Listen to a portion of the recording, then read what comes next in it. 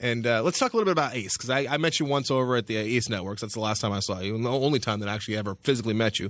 And I know a lot of questions were asked back then as to what happened to Days of Thunder. We were blamed. We were kind of caught in the crossfire. The Film Vault is still on, but not Days of Thunder, and they thought that they had to make a choice, and they had made the powers that be over there made the wrong choice by keeping the Film Vault, which is completely untrue.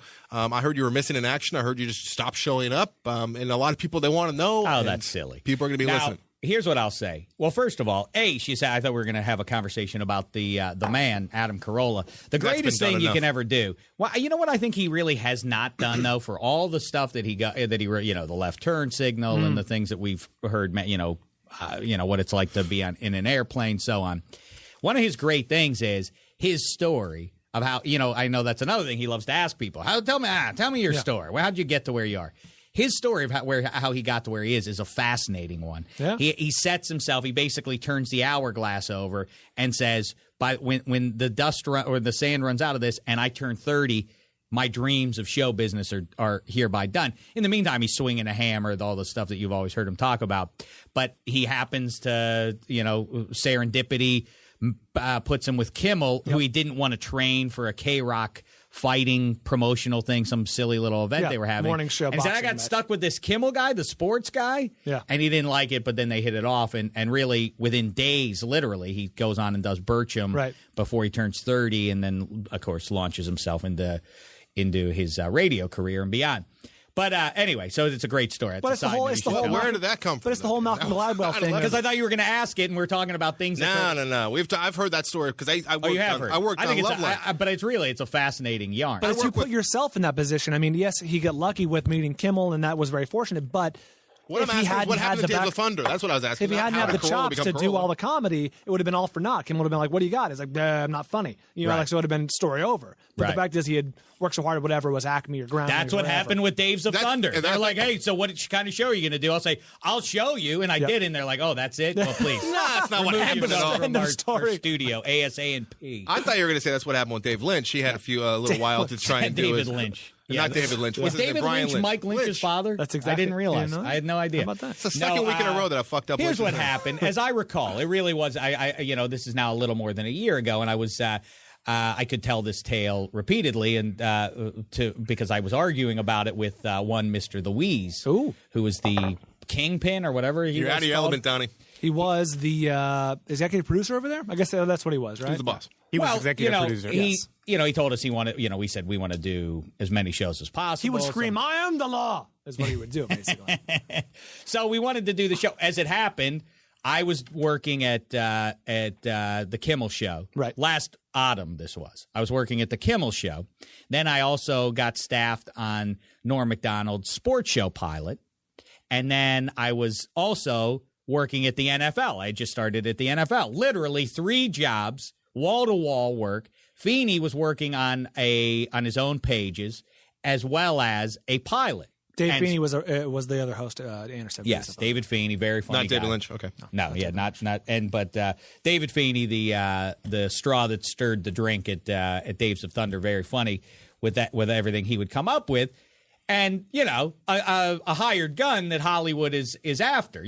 So obviously people are using his services. I was busy.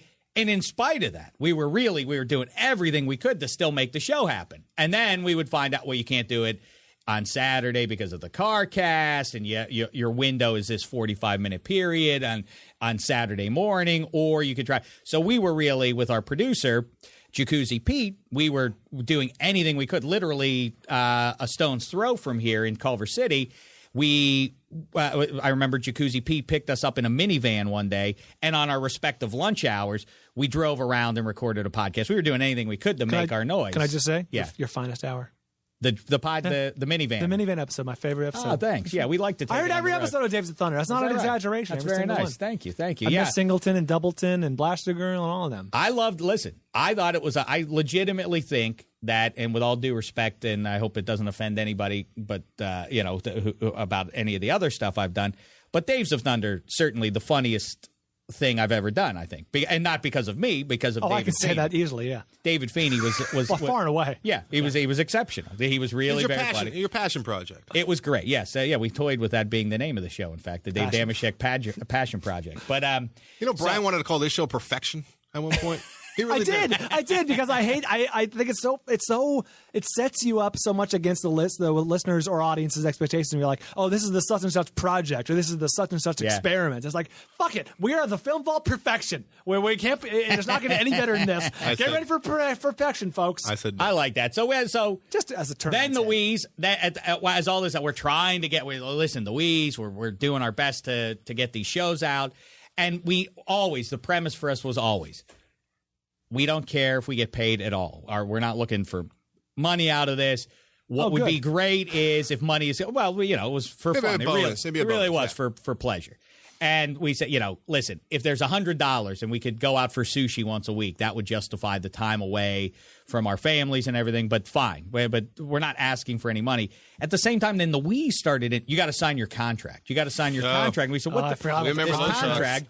And the guy who did the sports show, Kevin Hench, had his lawyer actually look at this contract and said it's just hooey and applesauce. He said it's just ludicrous what's in there. So Dave, we said, we're not gonna we don't care about money anyway. So who cares? My lawyer looked at it and he says it's not about money. I know that, Anderson. You guys are just doing it because you do it. But if you sign this, not only is it not about money for you, you're not allowed to talk on Loveline anymore. Like they could sue you if you even talk on Loveline or anyone else. You do not want to sign this contract. He was yelling at me. He's like, "Do not sign that thing." Well, it was a serious thing. Yeah. So we and then we went back to him and told him they're like, it's just a jumping off point. It's like, oh well, then that's what he said. Well, we can talk this through. We can talk that. So he said, my lawyer looks at contracts for a living. He said it's the most one-sided contract he had ever seen in all of his years of lawyering. So you better sign this contract, so on and so forth. I forgot about that. And so eventually he said, we're gonna, and then I remember getting an email from him saying, this very overly pleasant sort of tone to the, very corporate-y kind of, it's been a pleasure. We appreciate your contributions to the Adam Carolla network over the, it's like, what? Who? Huh? I know you, Louise, and I know Ace, and what is this about? And he said, and as of tomorrow morning, we will be posting on the website that we're no longer producing your show or something to that effect. Really? And that's a very different story than I heard. So I wrote him back and said, listen, Louise, if you just blindly pull the show without any explanation, anything, any sign that this might happen, trust me, our audience is not what Carolla's is by a long shot, but these people are into it. I'm telling you, these people are into it. You have a very passionate audience. They will react very badly if the show just disappears. It's not even so much about you. It's you want to treat the fanship fairly. Well, I don't. What I honestly, yes, absolutely. That's the first thing. And number two is practically imagine how I would be flooded. I make myself accessible on email and Twitter and Facebook and everything. Right. I'd be flooded. What happened? How could you go away? I'm not going to take that bullet. I said, Wheeze, if you're going to just pull the show without explanation, I have no choice but then to provide your phone number and your email address so you can respond to all the complaints because I don't want to have to deal with them. And then he reacted badly to that, and it became that it almost was as though I had done it. You know? Exactly. And so anyway, so then that was that, and I said, Louise. So then so we settled it down a little bit. I said, Louise, you got to let us do 3 or 4 more shows to wrap it up, put a natural end point on the show, and then we'll be done, and we can explain why we're leaving. The morning of the show, I said, all right, we're heading over to do it. He said, we got to move on. We got to move on from this. We got to get out of this. And meaning what? And I said, all right, well, but we're doing another few weeks. He said, no, today's the last show. And I said, the last show? He said, we talked about 3 or 4 more shows. And he said, no, today's the last show. So we went in there, we recorded our last show, and that was it. And then people went predictably crazy. People thought it was a bit.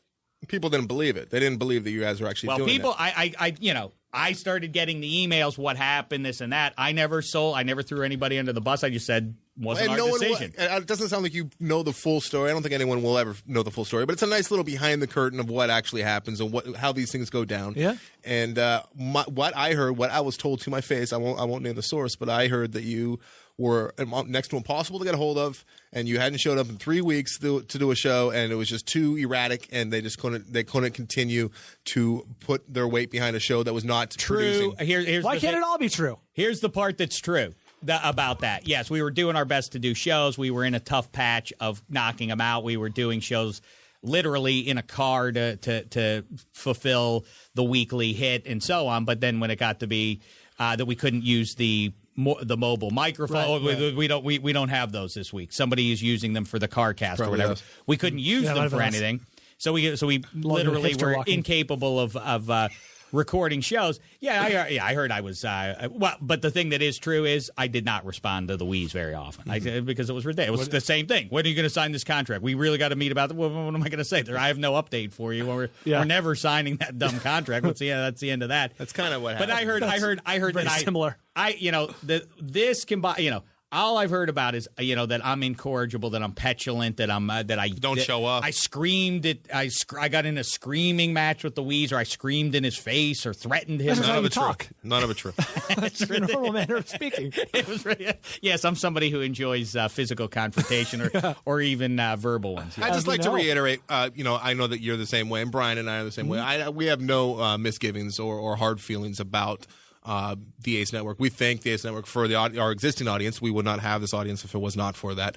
The last final straw for us, I don't know if you know this, Dave, but they fired our producer for reasons that we're legally not even allowed to talk about. But that was kind of the last straw with us. We're like, you fired our producer, not going to replace our producer. Logan, if they replaced you, we would still be over there. Oh, absolutely. Yeah. But they said that too. They weren't going to replace you, so we said, "Fuck it, we'll just go somewhere else." Yeah, it's a simple matter. I don't think there's a lot of mystery that the Wheeze, while a stony sort of pleasant presence to sit around if there's a bad movie on TV and be the fourth wheel and throw in a line or two as you go along. It's fine. He was out of his depth. That's all. He was not up to the task as this thing became.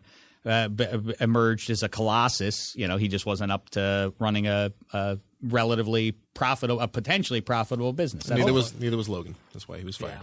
Okay. Footnote to that story, Dave. I always admired, a number of things about your show, but the fan interaction was one of the best things you had going for it. Your fans were so passionate. They were awesome, and with they sent the songs and so much great stuff. We did not solicit that. They were amazing. We have very passionate we have fans. good fans. I try and interact with them and have them be parts of the show, but Brian's always very against it, which is uncomfortable for me. That's completely false. We have feature artists every week. Oh, that's true.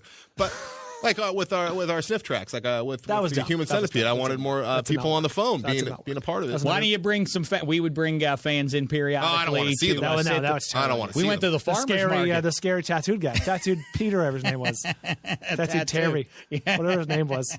But the song, we have people sending us artwork, which is fantastic. But I can never artwork they do while on LSD. What? Artwork that they do while on LSD. Oh, yeah, I forgot about that. Wow. You know what we should do? The art school students. Brian, we should buy tickets. You can buy them online and you can pick your seats. Mm-hmm. We should do that publicly, like a couple weeks in advance, and let the listeners know. And then they could buy seats around us, but we won't know until after the movie.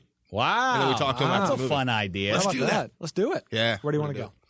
How about your whore? Oh, my God. No, your landmark right by your house. Okay, we'll talk about that off air. Do it this weekend for the new Dolly Parton Queen Latifah. That looks so